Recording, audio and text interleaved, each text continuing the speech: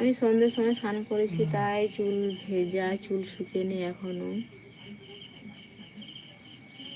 ওই রান্না বান্না, এই বাড়ির কাজ গোছাতে গোছাতেই পুরো সময় সময় কুলোতে পারিনি, নিজের জন্য সময় বের করতে পারিনি।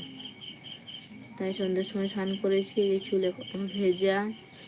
বৃষ্টি হয়েছে, ঝিঁঝি পোকা ডাকছে। আমাদের মাঠের ধারে বাড়ি, এই যে মাঠের ধারে ঝিঁঝি পোকা ডাকছে।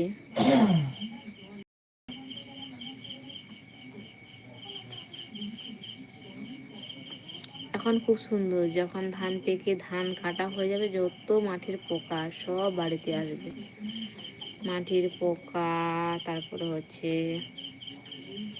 ওই সাপ টাপ সব বাড়ির মধ্যে আসে।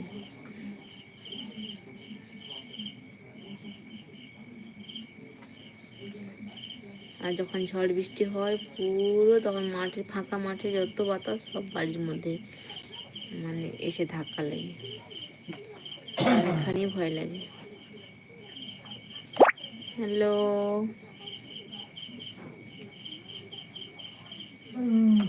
তোমাদের ওখানে বৃষ্টি হয়েছিল?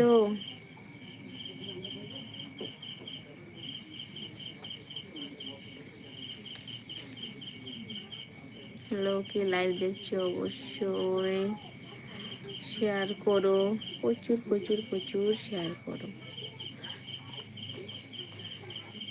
আর আমি এখন মাঠের ধারেই, বারান্দার শেষে বসেছি মাঠের ধারে। তাই হচ্ছে মাঠে ঝিঁঝি পোকার ডাক। আমি ভাবছিলাম রুমে বসবো, না, চলো বন্ধুদেরকে আমার ঝিঁঝি পোকার ডাক শোনাই। আর সন্ধ্যের সময় স্নান করেছি বলে গলা বসে যাচ্ছে।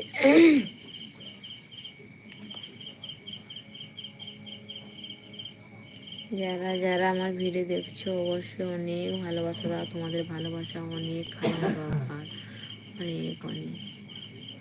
তোমরা যদি একটু পাশে থাকো, সাথে চলো, অনেকখানি আমার উপকার হবে, অনেক।